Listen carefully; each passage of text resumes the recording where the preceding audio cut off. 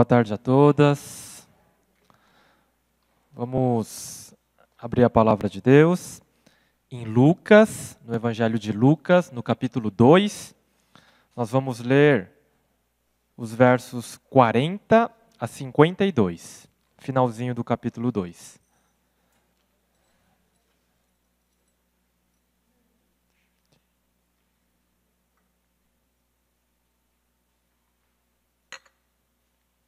Lucas capítulo 2, 40 a 52. Eu vou ler aqui a palavra de Deus, por favor, eu peço que acompanhe.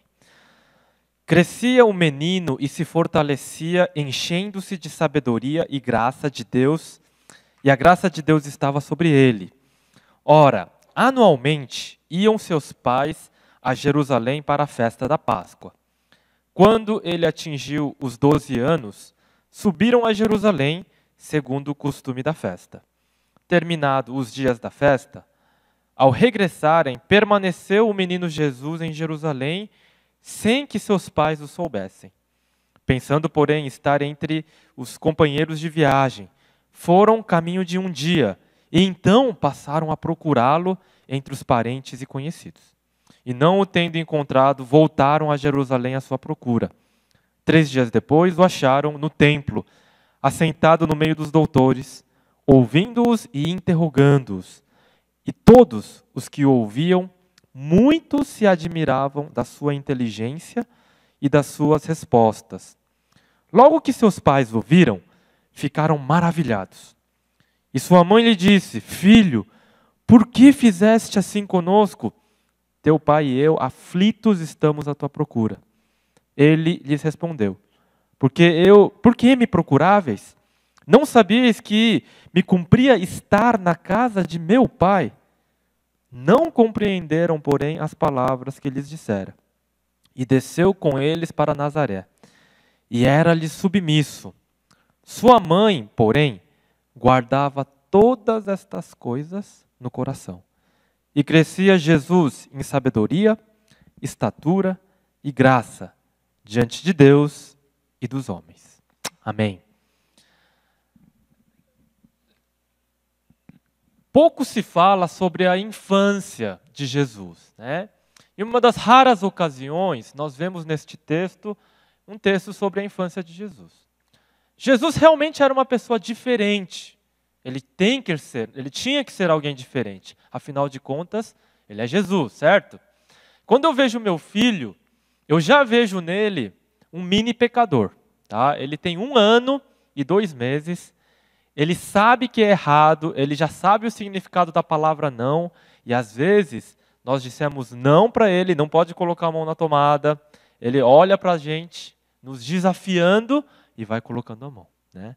E aí você vê, né, toda a questão do choro de manha, toda uma questão onde você já vê o egoísmo ali. Né?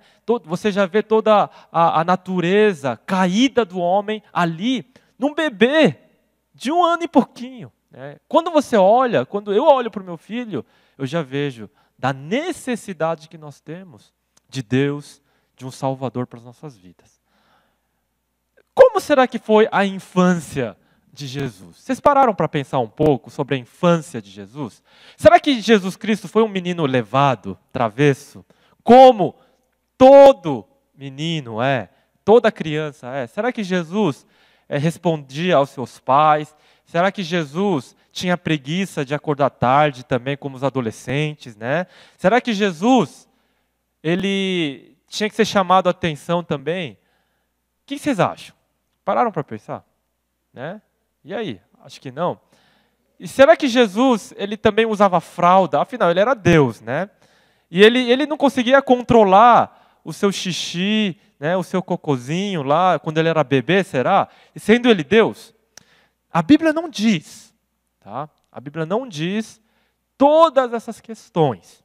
Então, nós não devemos, né, ter tanta curiosidade quanto a isso. Mas nós sabemos que a Bíblia fala que Jesus era homem.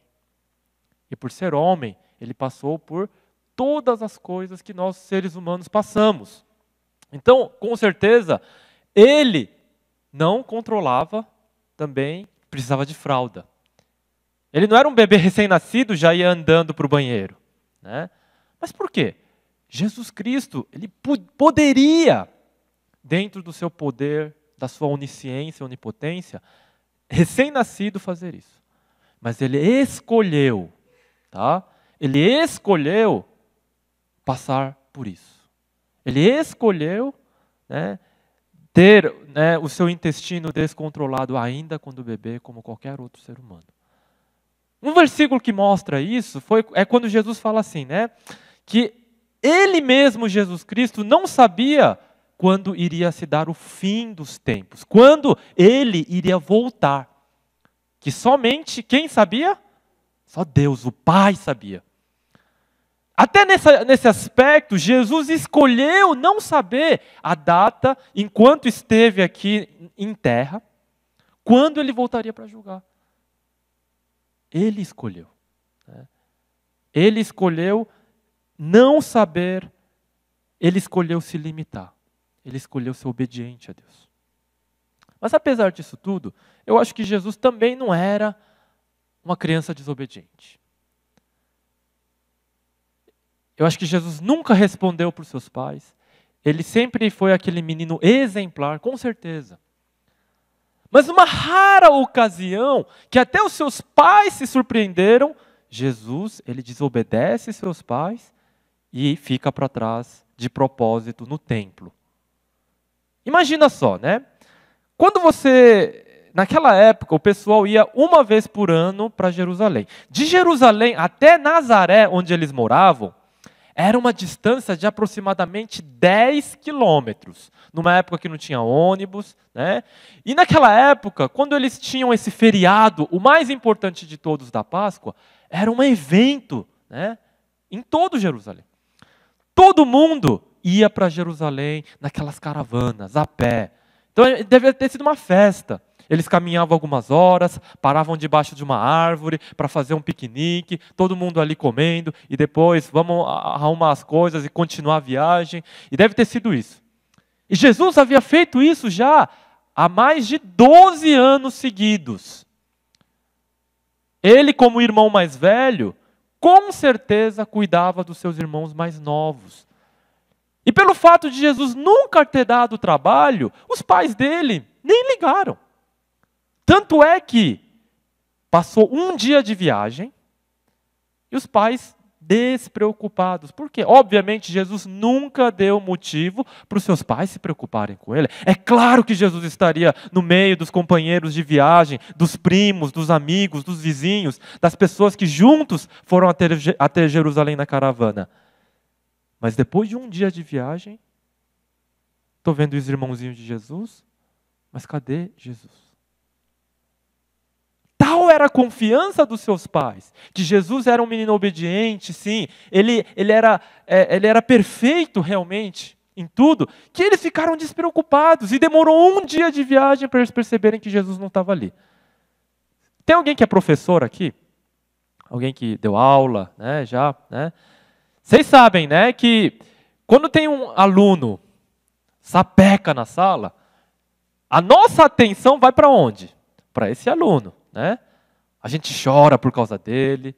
Se você é uma professora crente, você ora por aquele aluno sapeca. Mas aqueles alunos estudiosos, aqueles que vão bem, aqueles que são tranquilos e quietinhos, que estão lá sempre fazendo nada, não precisa de pronto, você nem se preocupa.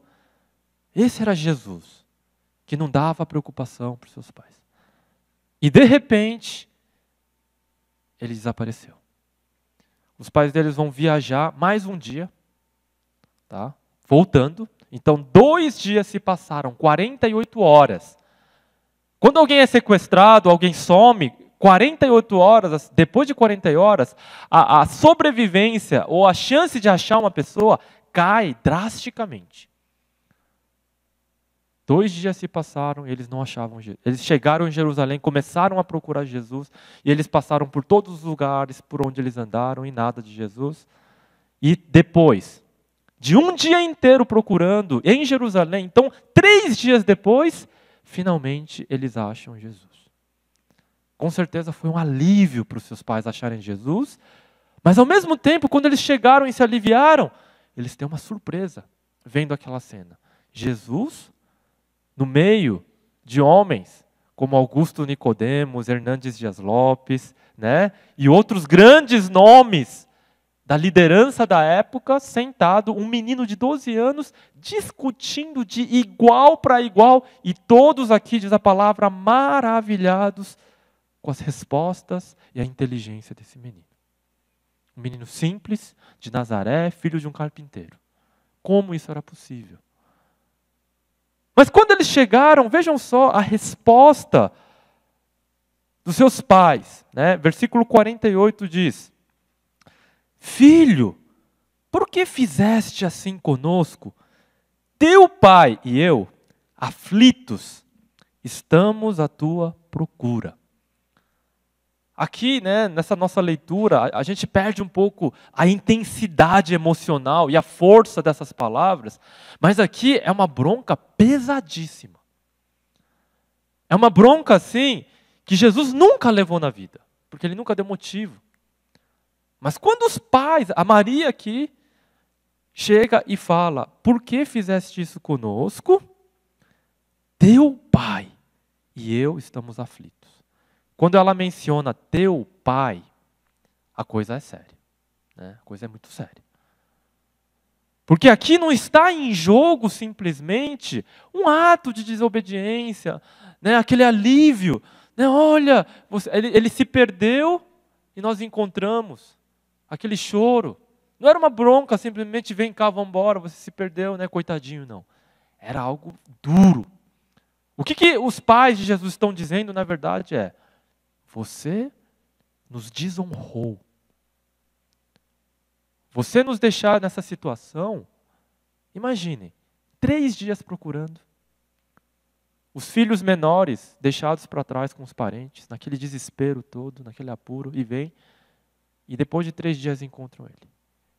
E Jesus tinha a idade suficiente para discernir, ou seja, aos 12 anos, havia o rito de passagem. Por isso que na Bíblia é mencionado aqui esse número 12 anos. Porque para o homem judeu, aos 13 anos naquela época, ele passava por um rito e deixava de ser menino e se tornava homem.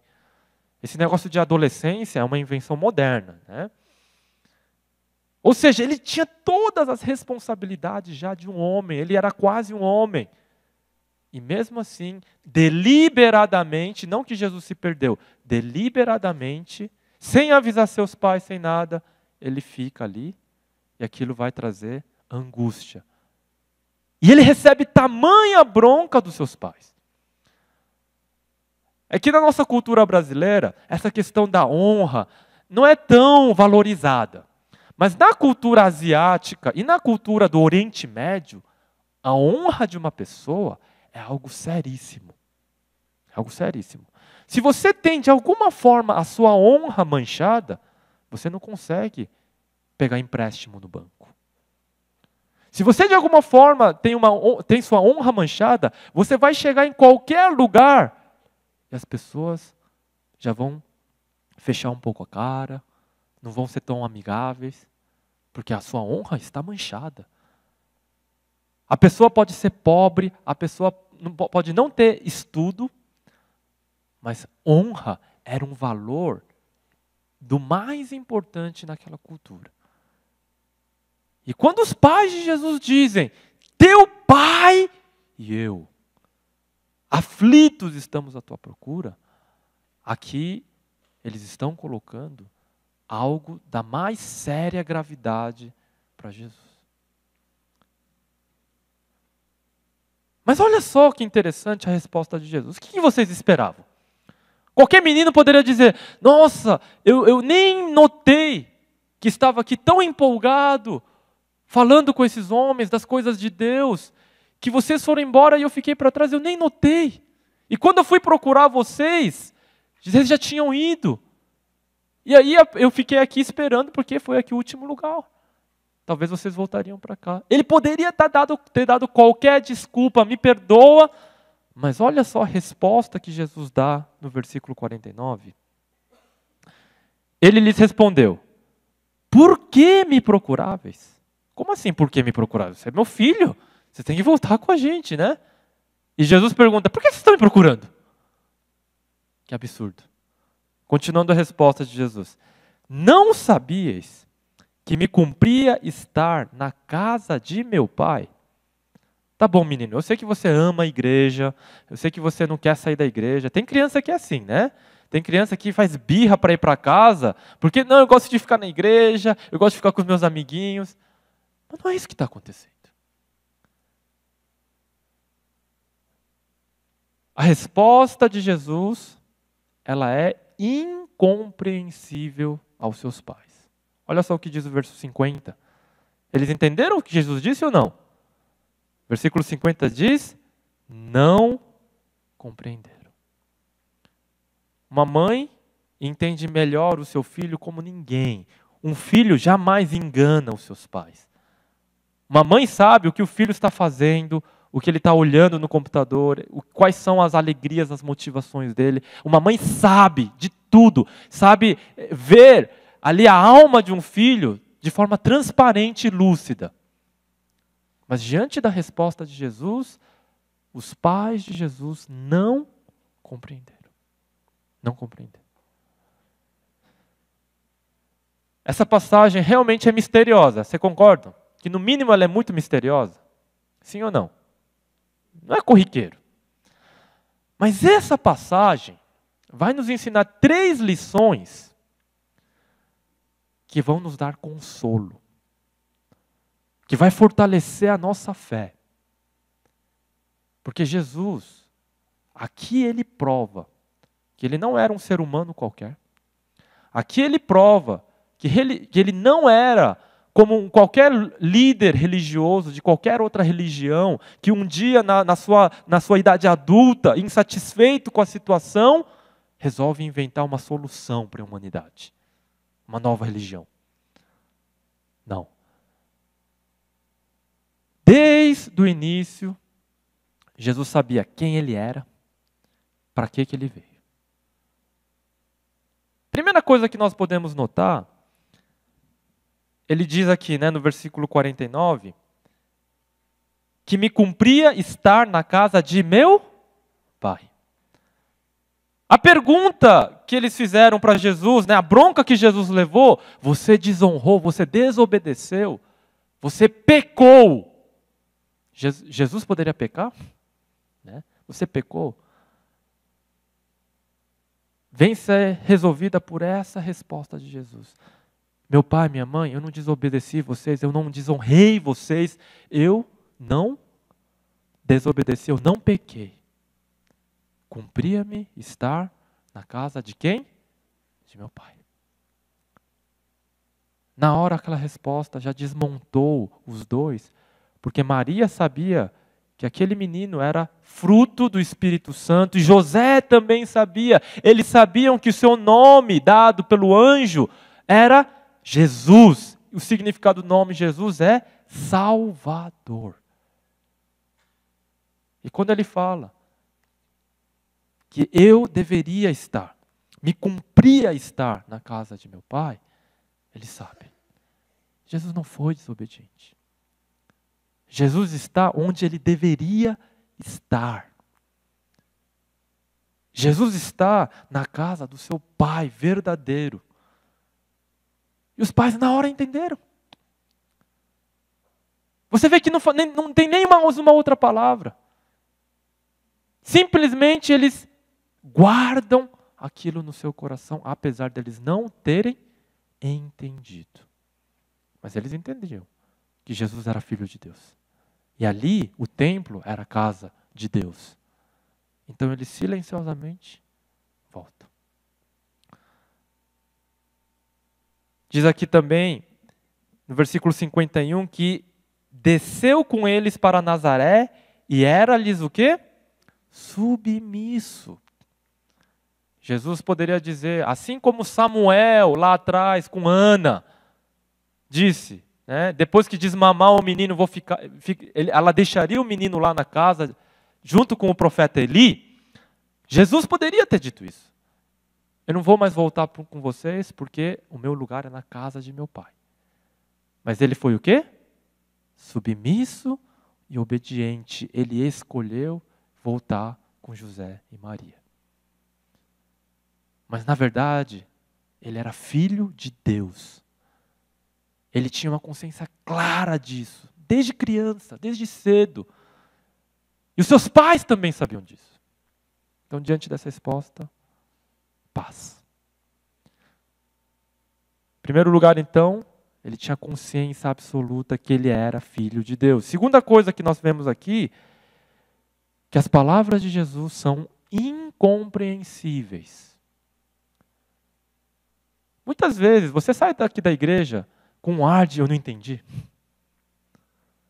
Às vezes, né, o pastor prega uma mensagem, eu não entendi. Mas eu vi que Deus estava presente ali. Você já saiu de um culto assim, de alguma vez?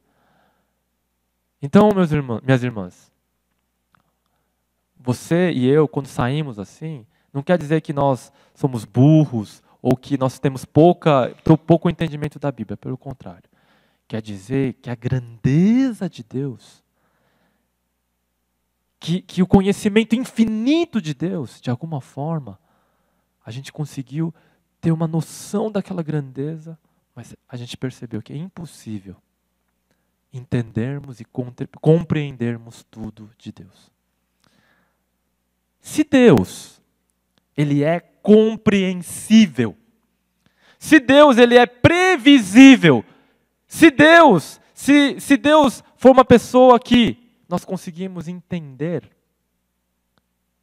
ele é limitado, pequeno, igual a nós. Mas o fato de ser Deus incompreensível, imprevisível, grande, soberano, infinito, isso prova que ele merece o nosso respeito, a nossa admiração, a nossa devoção, a nossa fé, a nossa consagração. Se eu tenho uma fórmula onde, se eu fizer isso, se eu fizer aquilo, se eu fizer essa oração, se eu dedicar esse tempo de jejum, e fizer tudo isso, e nessa fórmula, o resultado final é bênção. Deus, ele não passa de um gênio na lâmpada, Deus não passa de um milagreiro, Deus não passa de alguém que existe simplesmente se eu fizer tudo isso de forma previsível, eu vou ter aquilo que eu quero. Isso não é ter temor a Deus. Isso não é ter fé. Se você entende, se você acha que por mais tempo que você está na igreja, você entende de Deus, desculpa, você não entende nada de Deus.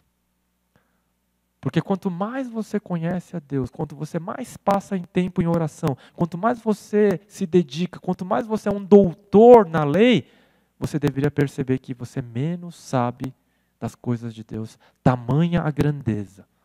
Você apenas adquire a noção da imensidão, da incompreensibilidade, da profundeza de Deus.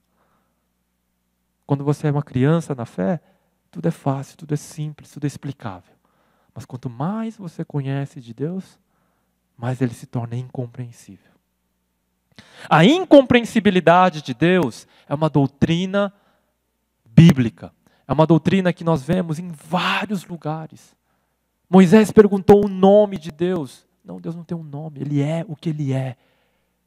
Deus perguntou para Jó, você estava lá na criação, quando eu coloquei os fundamentos da terra, quem nos palmos da sua mão, nas conchas da sua mão, mediu a medida dos oceanos?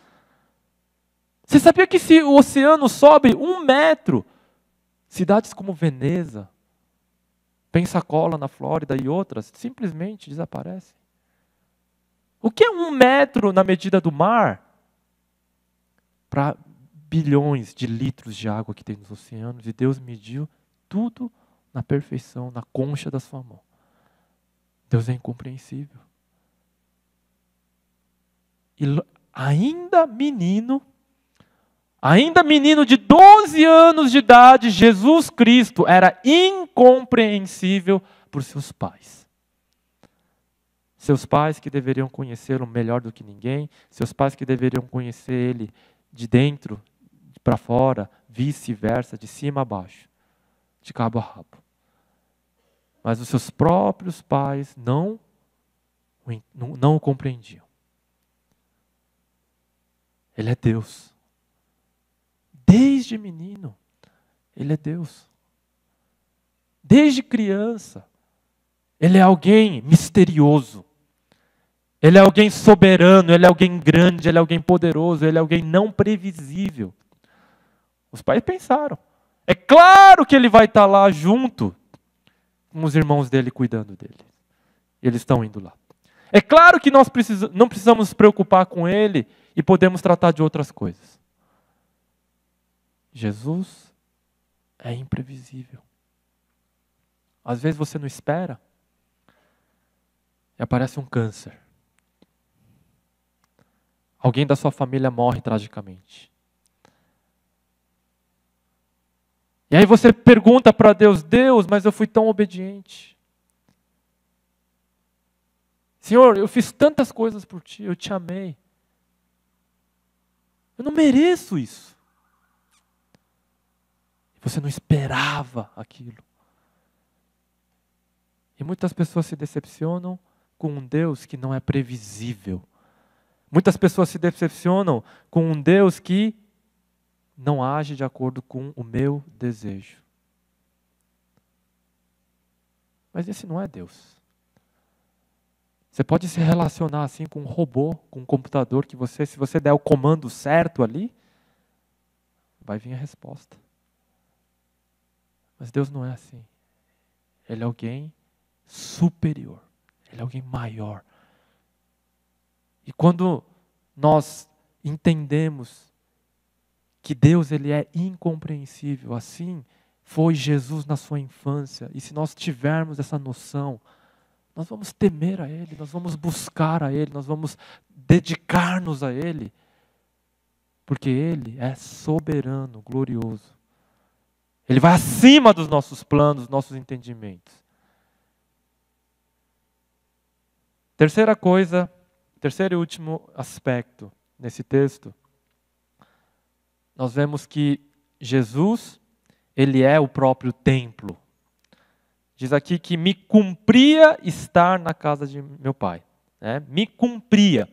Essa palavra me cumpria, em outras traduções, ela é traduzida como era necessário.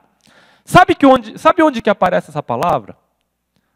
Chegaram os 3 magos do Oriente e perguntaram, onde vai nascer o Messias? Aí vão lá os doutores da lei, em Belém. Por quê? Como vocês sabem que é Belém? Porque era necessário que o Messias nascesse em Belém. Toda profecia sobre Jesus, todas as profecias de Deus, vêm depois dessa fórmula. Era necessário que acontecesse isso. Nenhum dos ossos de Jesus foi quebrado na cruz. Por quê? Porque era necessário. Esse é o termo usado aqui. E Jesus vai usar esse termo para os seus pais na sua resposta. Era necessário que eu estivesse na casa de meu Pai. Ele é o próprio templo. Era necessário que ele estivesse ali. Por quê? Quando você vê o livro de Êxodo, o livro de Êxodo ele é dividido em 2 partes. A primeira metade, até o capítulo 19 ali, fala do quê? Do Êxodo. Como Moisés foi chamado, como aconteceram as 10 pragas, etc, etc, etc. Só que o livro de Êxodo não termina ali. Depois que o povo recebe os 10 mandamentos, no capítulo 20, o que acontece? Tem a outra metade do livro. E a outra metade é aquela parte meio chata, né, para alguns, que tem lá, como você deve fazer o tabernáculo, instruções. Manual de instruções de como montar. Pegue lá 1 metro de cortina azul, emenda com outro metro de cortina púrpura e você vai fazer isso. Pega lá uma argola de ouro, coloca nos 4 cantos da arca, a arca deve ter tal medida. Capítulos e capítulos e capítulos e capítulos gastos em como fazer o tabernáculo. Aí você pergunta, por que isso é tão importante, ocupando tantos capítulos da Bíblia? Sabe por quê? Deus tira o povo lá do Egito, Qual que foi a finalidade? Para que aquele povo possa adorar a Deus, não mais os deuses do Egito. Eles saíram de lá. E o que eles fazem? Constroem um bezerro de ouro. Ai, esse povo não entendeu nada. Vamos lá. Aí vai gastar tempo explicando como que Deus deve ser adorado. Todos aqueles capítulos é uma preparação para montar o quê? Uma casa.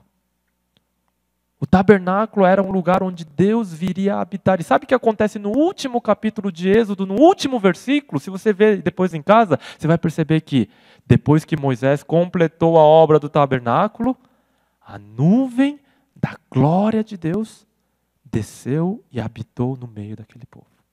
Esse é o fim do livro de Êxodo. Quando o povo está vivendo na terra prometida, eles agora já não têm mais um tabernáculo, uma tenda. Eles têm um templo suntuoso, o templo de Salomão. E a glória de Deus estava ali. Só que aquele povo começava a pecar, a adorar os ídolos. E na visão do profeta Ezequiel, depois que Jerusalém é sitiada e destruída, a nuvem da glória de Deus, na visão do profeta, vai embora. Abandona aquele povo. Deixa aquele povo. Eles são completamente destruídos. Sabe o que aconteceu no Natal? Aquela nuvem da glória, da presença de Deus que tinha ido embora. Na noite de Natal, volta para a terra. Volta para a terra. E essa é a resposta de Jesus. Era necessário. Me cumpria estar na casa de meu pai. Eu voltei. Eu voltei. Eu voltei para dar significado para esse templo. Eu voltei para dar significado para esses sacrifícios todos. Porque sem a presença de Deus ali, tudo era vazio. E se você vai para a igreja com outra motivação a não ser encontrar Jesus, você perdeu a viagem. Todos nós perdemos a viagem. E Jesus havia voltado para permanecer ali no templo. Jesus ele vai dizer que se derrubassem esse templo, o que ele ia fazer? Reerguer em quantos dias? Em 3 dias. Ele era o próprio templo.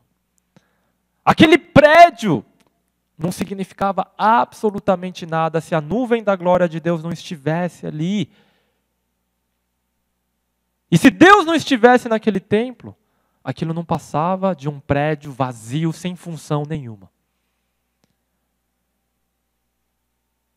Jesus Cristo vem, ele morre na cruz, e quando ele dá o seu último suspiro, a cortina que separava o santo dos santos se rasga de cima para baixo.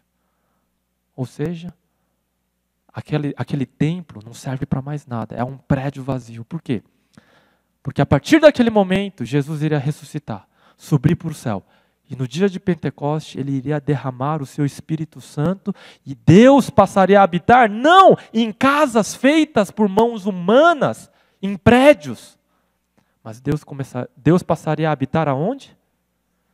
No coração de cada crente. Se você tem Jesus Cristo no seu coração, como seu Salvador, fez essa confissão, esse Espírito Santo mora dentro de você. Todo esse projeto foi possível por quê? Porque Jesus Cristo, para Ele, era necessário Ele estar na casa do Pai. Era necessário Ele representar novamente, voltar para a casa de Deus, para ser o templo. Para inutilizar aquele templo e fazer ele um potencial gigantesco habitando no coração de cada pessoa. Se nós estivéssemos na velha ordem, todo ano nós precisaríamos ir para Jerusalém. Levar o culto lá, porque o outro culto em outro lugar não seria válido. Então só a irmã Lourdes aqui estaria na benção, né? Que ela vai quase todo ano. Mas não é mais necessário, porque Jesus Cristo A presença de Deus não está mais no templo. Aquele prédio é inútil a partir do momento que ele disse, está completado. E adivinha só, aos 12 anos, Jesus tinha plena consciência disso. Ele é ou não é o nosso Deus? Desde criança. Ele é ou não é o nosso Salvador? Ele merece ou não a nossa admiração, o nosso respeito, a nossa devoção e consagração? Se a gente olhar para a vida de qualquer fundador de religião, Maomé, Buda ou qualquer outro, aos 12 anos de idade, ele era um peste. Era um menino como qualquer outro. Jesus não.